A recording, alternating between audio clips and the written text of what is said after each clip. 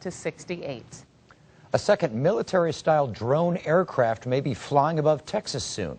Members of a congressional delegation made that announcement this morning. And the unmanned aircraft program started earlier this year. And Fox 7's Rudy Koski is the only Austin reporter in Corpus Christi today, and he has the story.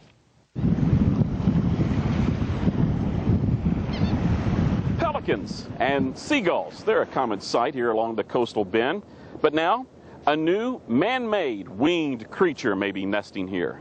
For 25 years, giant P-3 Orion aircraft have flown out of the Corpus Christi Naval Air Station. They now have to share hangar space with a new type of aircraft for a new type of mission. We were very fortunate to get this one bird here behind us, but in my judgment, we need more. Michael McCall and his congressional counterpart, Henry Cuellar, fought hard to get clearance for the Customs and Border Patrol Agency to fly this unmanned aircraft along the Texas border.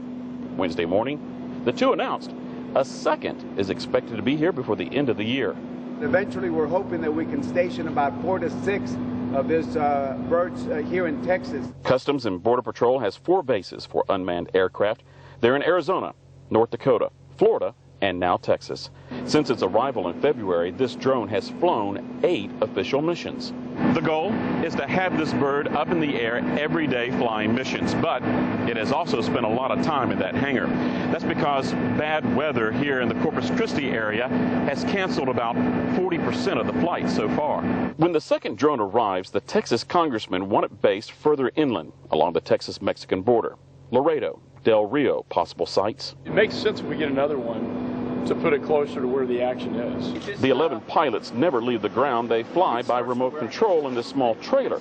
The drones can stay airborne for almost 30 hours, so the pilots work in 2-hour shifts. Before the Texas drone arrived, they used aircraft based in Arizona to practice and patrol. It's like a sensory deprivation chamber because you don't hear the motor, you don't feel any, and see that the pants feel is gone, and you're looking through a 30-degree cone. This is an example of what they see. The video is of 10 people being tracked by a drone in September. 6 were eventually captured near a high school in Rio City. Air Operations Director Lothar Eckert says the $30 million system is working the way it should. There's a lot of satisfaction. Taxpayers getting what they're paid for.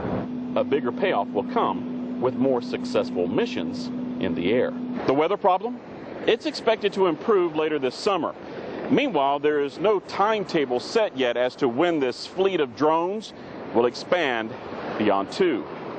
In Corpus Christi, Rudy